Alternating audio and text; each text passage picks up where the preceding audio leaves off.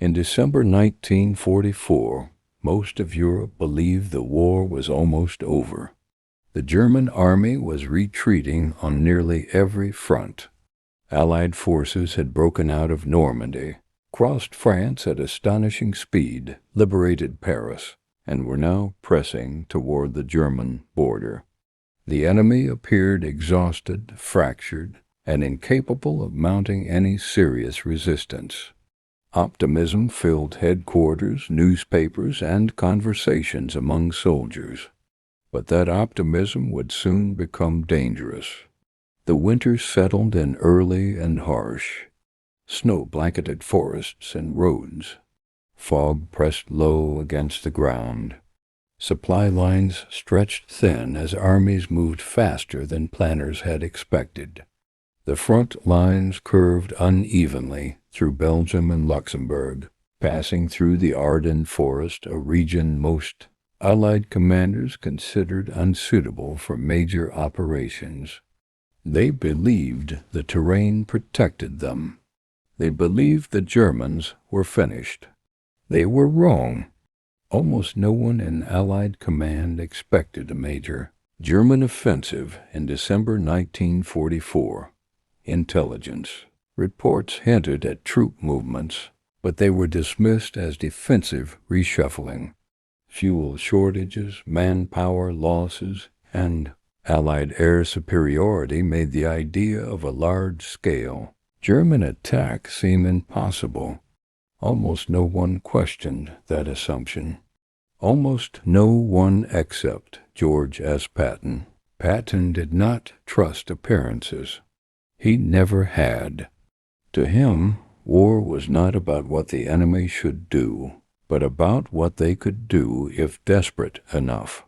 And by late 1944, Germany was desperate. While others celebrated progress, Patton studied behavior. He watched German withdrawals that were too orderly. He noticed silence where there should have been panic. He sensed something coiling beneath the surface. Patton believed the most dangerous enemy was one who had nothing left to lose. The Ardennes forest became the symbol of Allied confidence. Lightly defended, held by inexperienced or resting units, it was treated as a quiet sector. Commanders believed the dense woods, narrow roads, and winter conditions made it unsuitable for armored operations. It was the last place anyone expected a breakthrough. Patton thought the opposite. He believed the Ardennes was exactly where the Germans would strike. The Germans had used it before in 1940 to surprise France. Patton remembered that lesson well. He understood that predictability was the enemy of survival. If Allied commanders assumed Germany would attack where it made sense, then Germany would attack where it didn't. Behind closed doors, Patton voiced his concerns.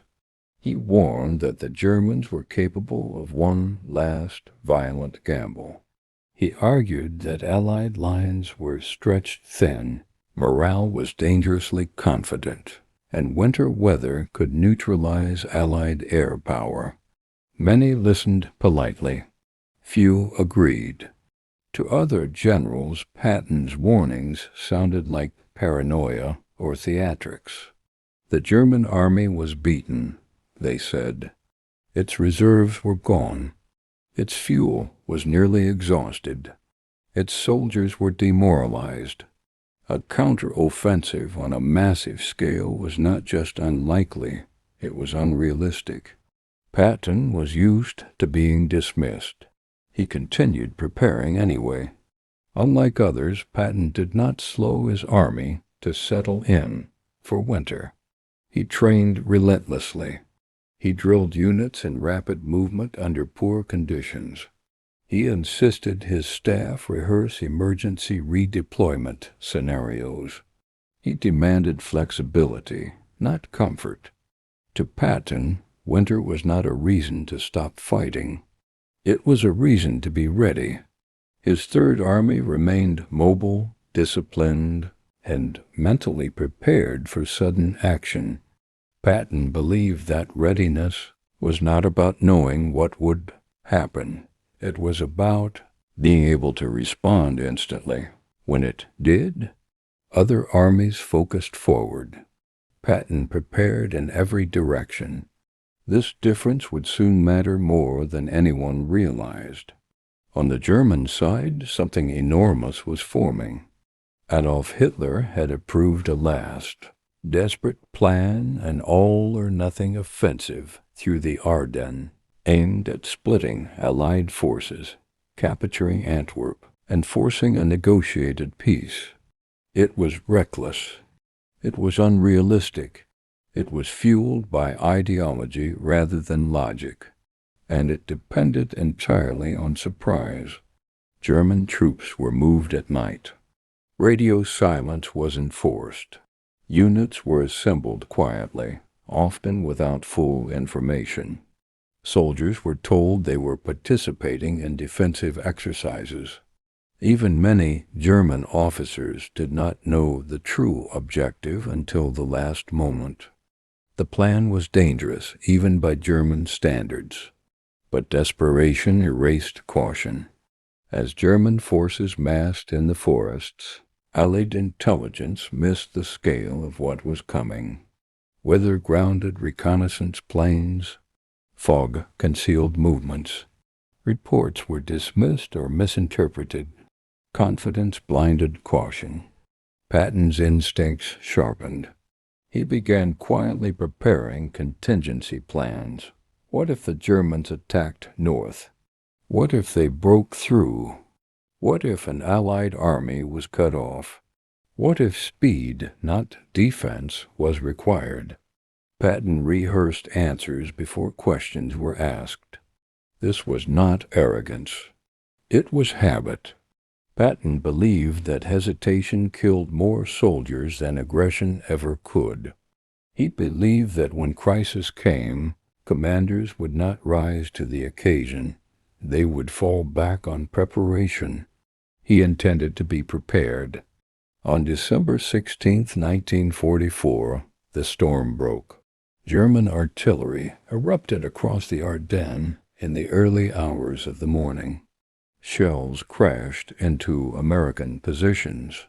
Infantry poured through the fog. Tanks followed narrow forest roads, thought impassable. Entire divisions surged forward under cover of weather and surprise. The Allied front buckled. Units were overwhelmed. Communications collapsed. Roads clogged with refugees and retreating troops. Confusion spread faster than information. What had been considered a quiet sector became a chaos of fire, snow, and fear. The Battle of the Bulge had begun. Allied commanders were stunned. Most had not prepared for this scenario. Their plans assumed continued advance, not sudden defense. Reserves were positioned poorly. Responses were slow and uncertain. The scale of the attack took hours, then days to fully grasp. But Patton did not need days. He needed minutes. When word reached him that the Germans had launched a massive offensive, Patton was already mentally there. He did not ask if it was possible. He did not question whether it made sense. He immediately asked one thing: how fast can we move? While others scrambled to understand what was happening, Patton was already thinking about what needed to happen next. His staff was stunned by his calm. He did not react with shock or disbelief. He reacted with confirmation. This was the storm he had expected, and now he intended to turn it. When news of the German breakthrough reached Allied headquarters, confusion spread faster than clarity. Reports were fragmented. Units spoke of overwhelming armor appearing out of fog, of roads suddenly cut, of positions collapsing before orders could arrive. What seemed impossible only days earlier was now undeniable. A full-scale German offensive was underway. For many commanders, this moment was paralyzing. Plans built for continued advance now meant nothing. Maps had to be redrawn, supply routes reconsidered. Commanders argued over whether the attack was real or merely a diversion. Precious hours slipped away as the situation worsened. But George S. Patton did not waste time debating reality. To him, the enemy's move made perfect sense. Patton had spent weeks imagining this exact moment, not because he possessed secret intelligence, but because he understood human nature in war. He knew that when defeat loomed, boldness often replaced caution. Germany's leadership was cornered, humiliated, and desperate for a miracle. The Ardennes offered that chance, slim, reckless, but possible. Patton believed that wars were often decided not by the best plan, but by who reacted fastest when plans collapsed. He had prepared for collapse. Long before December 1944, Patton had quietly instructed his staff to think beyond linear warfare.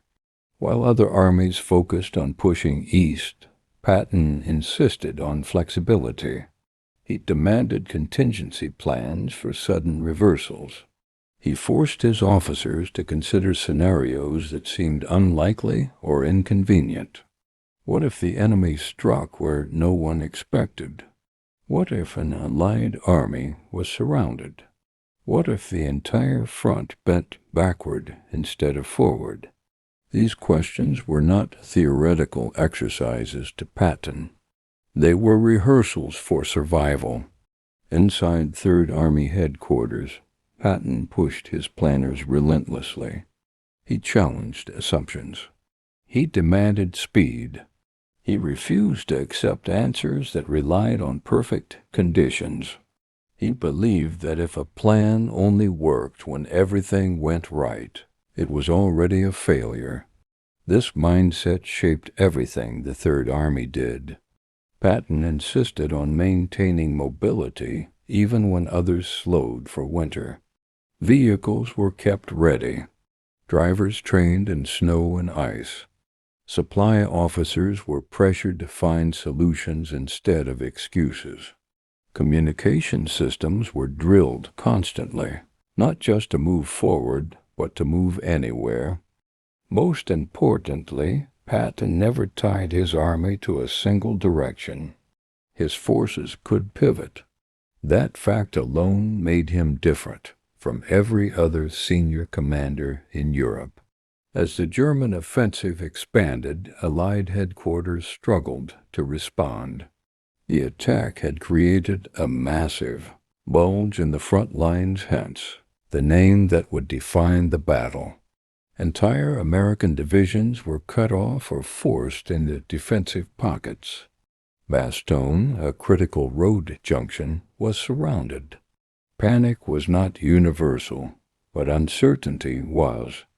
General Dwight D. Eisenhower, Supreme Allied Commander, faced one of the greatest crises of the war. His armies were threatened with being split in two. Supply lines were at risk. The possibility, however remote, of a strategic disaster could not be ignored. Decisions had to be made quickly. At a critical meeting of Allied commanders, options were discussed. Reinforcements needed to be moved. The northern armies were under immense pressure. Bastogne had to be relieved. But winter weather and road congestion made large movements slow and risky. Then Patton spoke. He did not offer vague promises or cautious estimates. He made a statement that stunned everyone in the room. Patton said he could turn his entire army 90 degrees and attack north within days. Not weeks. Days. The room fell silent. No one else present believed such a maneuver was possible. moving an entire army in winter across limited road networks while maintaining supply and coordination was considered nearly impossible. Doing it quickly bordered on madness. But Patton did not see madness. He saw preparation meeting opportunity. What Patton did not reveal in that moment what made his confidence seem almost supernatural was that the plan already existed. His staff had already worked through the details. Routes had been considered, timelines estimated, logistics examined. Patton was not improvising. He was executing. Behind closed doors, some officers doubted him. They questioned whether his confidence was arrogance. They worried that failure would compound disaster.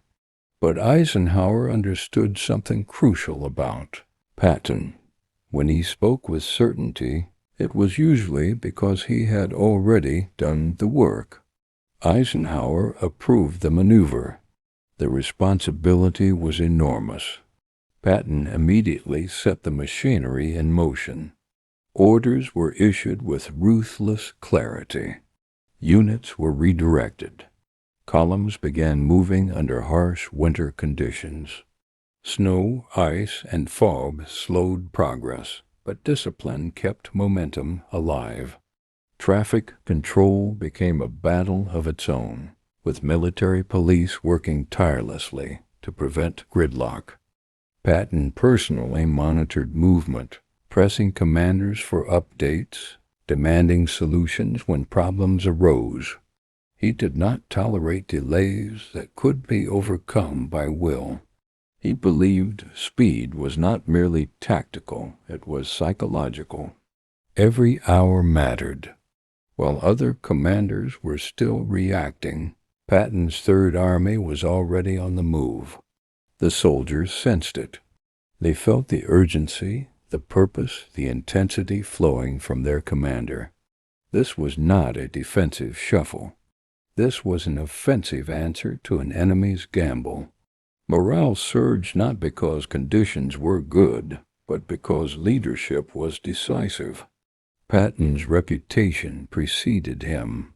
Soldiers knew he demanded everything, but they also knew he led from the front. His belief and momentum infected the ranks. They pushed through exhaustion, cold, and fear, because stopping was not an option. As the Third Army surged north, German commanders began to realize something had gone terribly wrong. They had expected confusion. They had expected hesitation. They had expected the Allies to be slow. Instead, they encountered resistance that hardened faster than anticipated. Pressure built on their flanks. The longer they advanced, the more exposed they became. What was meant to be a swift strike began to slow under growing opposition. At the center of the storm, Bastogne held. American troops, surrounded and battered, resisted repeated German assaults. Supplies were low. Ammunition was rationed.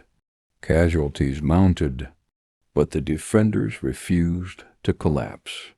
Their stand bought time that Patton was using with relentless efficiency. Behind the scenes, Patton's staff worked around the clock. They coordinated artillery support, air coordination when weather allowed, and logistics under extreme strain. Nothing about the operation was easy. Every mile gained came at a cost, but Patton refused to slow. He believed that hesitation now would undo everything. As the Third Army closed in, the relief of Bastogne shifted from hope to inevitability. German forces, stretched thin and running out of fuel, struggled to maintain momentum. What had begun as a bold offensive now risked becoming a trap. Patton had seen this coming too. He understood that the German plan depended on speed and surprise. Once those advantages faded, their weaknesses would be exposed.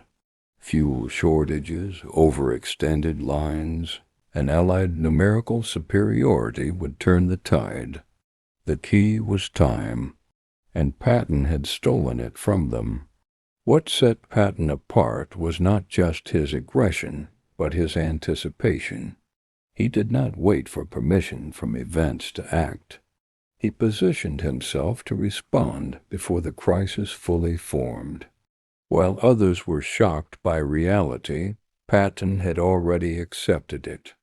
That acceptance made all the difference.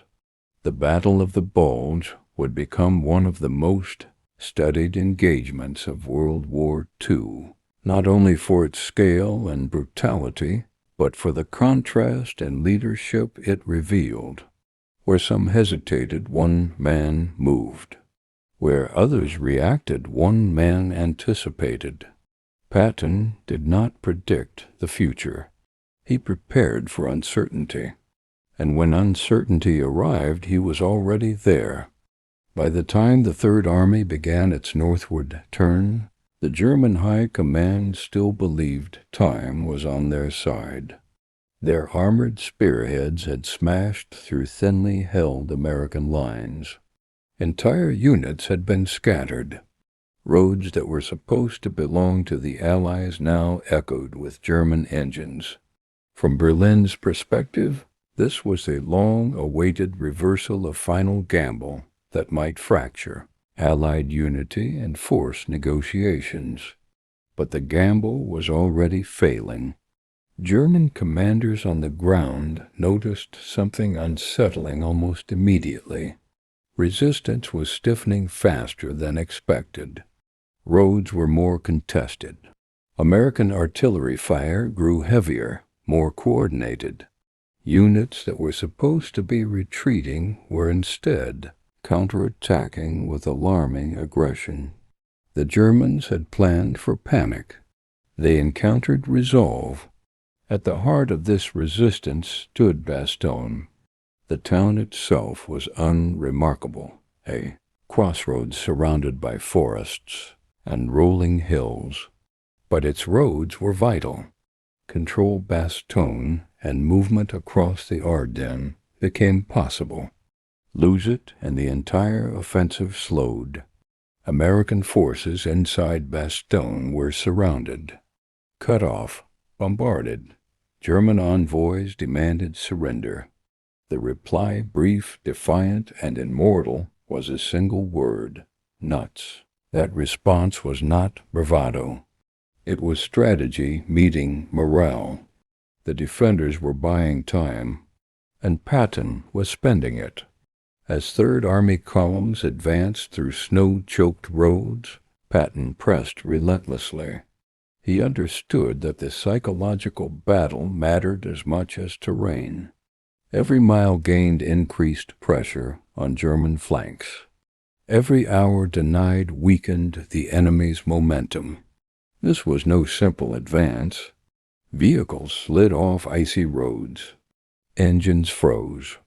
Fuel had to be rationed carefully. Artillery pieces were hauled through mud and snow by exhausted crews. Infantry marched until their feet bled. Yet the movement continued. Patton refused to allow winter to become an excuse. He reminded his commanders that the Germans were suffering the same cold, often worse. He believed that hardship, when shared, did not weaken armies. It clarified them. As the Third Army closed in on Bastogne, German intelligence began to grasp the scale of what was happening. What they had believed to be scattered countermeasures was, in fact, a full army swinging into position.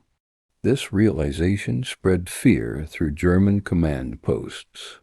Their offensive had been designed to face resistance from the north, not a hammer blow from the south. Patton's maneuver threatened to slice into their exposed flank, sever supply routes, and encircle advancing units. The very audacity of the move caught them off guard.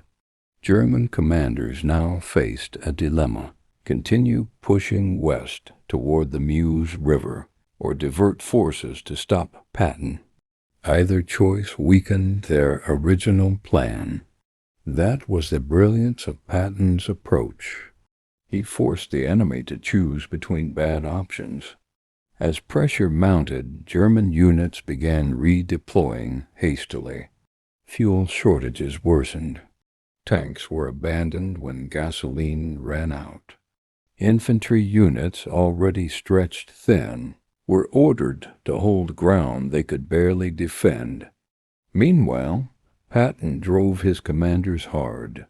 He demanded precise coordination between armor, infantry, and artillery. He personally reviewed attack plans, adjusted timetables, and insisted on momentum, even when progress slowed. He believed hesitation was more dangerous than risk. The relief of Bastogne became the symbolic heart of the campaign. Every American soldier knew what it meant. Every German commander feared it.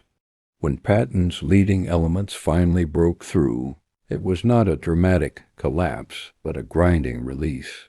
German resistance was fierce. Artillery thundered across frozen fields. Tanks clashed at close range. Villages changed hands multiple times. But the pressure never stopped. On December 26, 1944, elements of the Third Army reached Bastogne. The siege was broken. The moment rippled across the battlefield. American morale surged. German confidence cracked. What had been a bold offensive now looked increasingly like a strategic overreach. For Patton, the relief of Bastogne was not an ending. It was proof that preparation defeated surprise, proof that speed could overcome weather, proof that belief, when backed by planning, could reshape a battlefield. The Battle of the Bulge would continue for weeks. Fighting remained brutal. Losses mounted on both sides. But the initiative had shifted. Germany would never regain it. Patton continued pressing north, tightening the vise.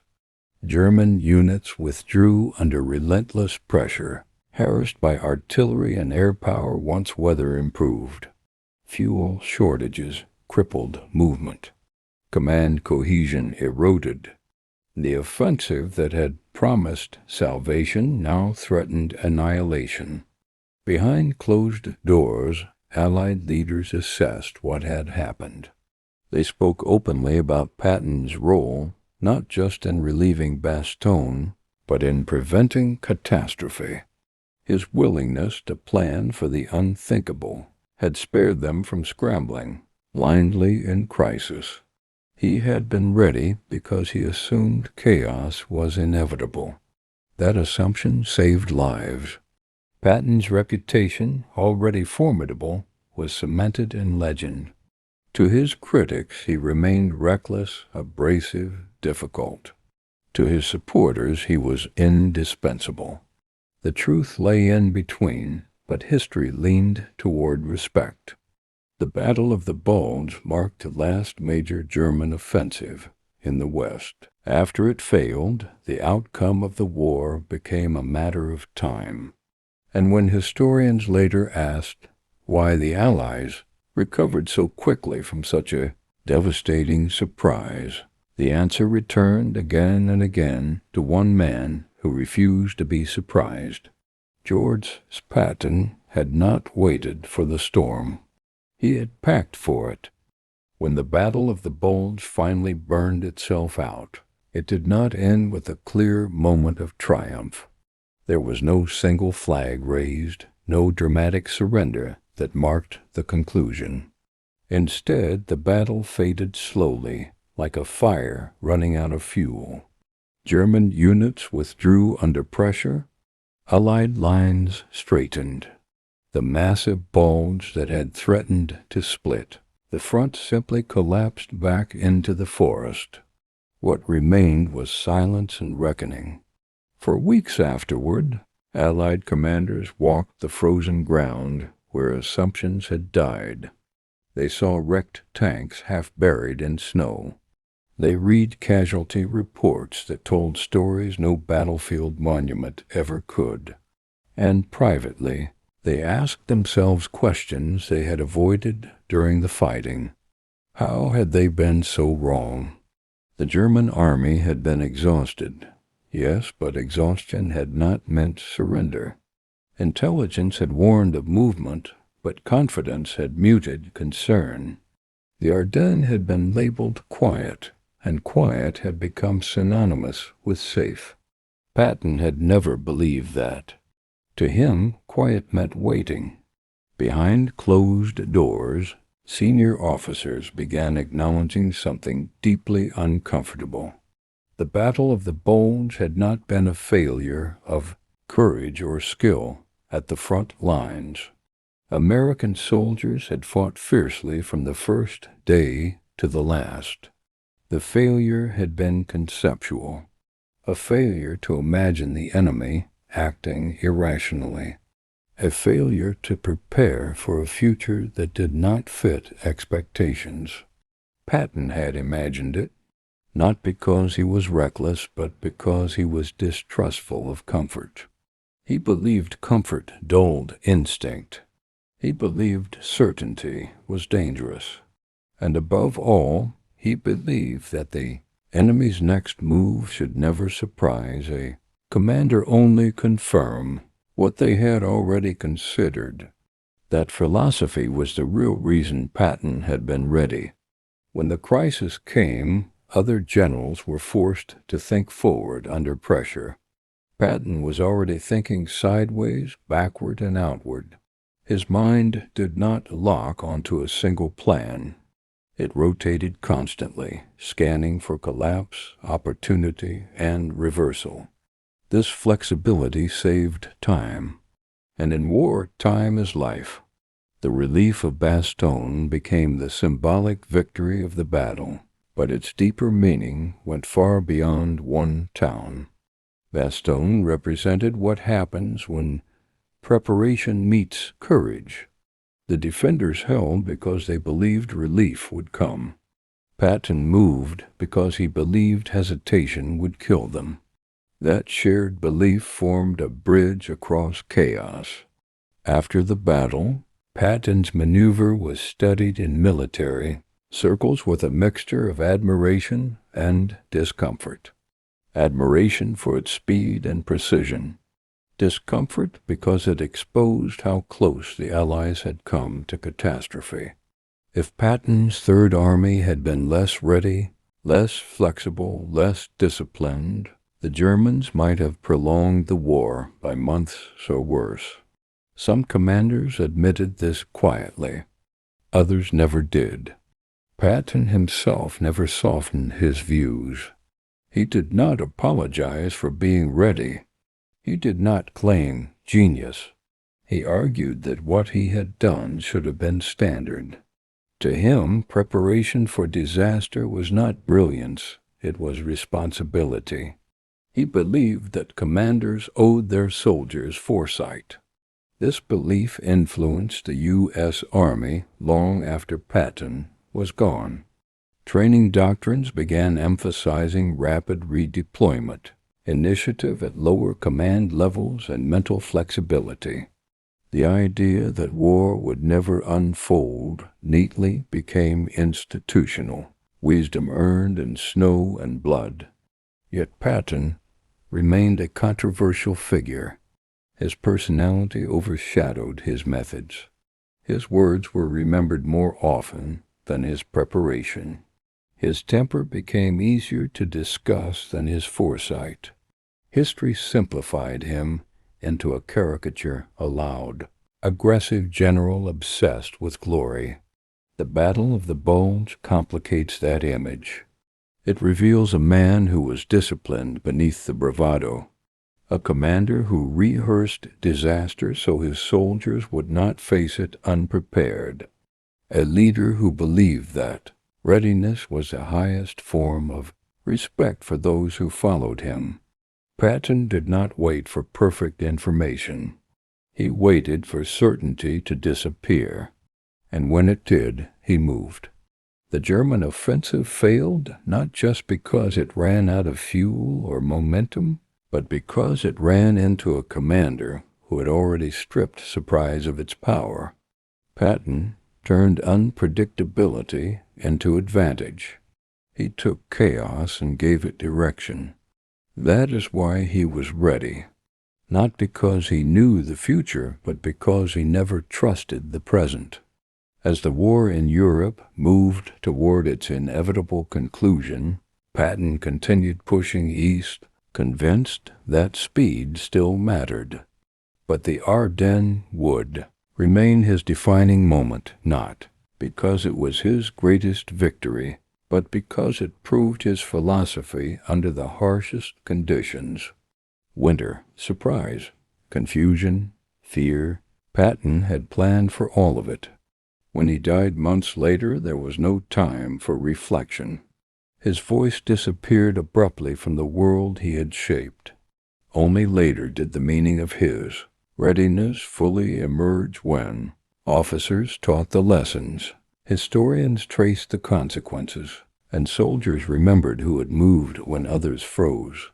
The Battle of the Bulge taught the Allies many lessons, but its most enduring one was this: wars are not won by those who expect the enemy to behave sensibly.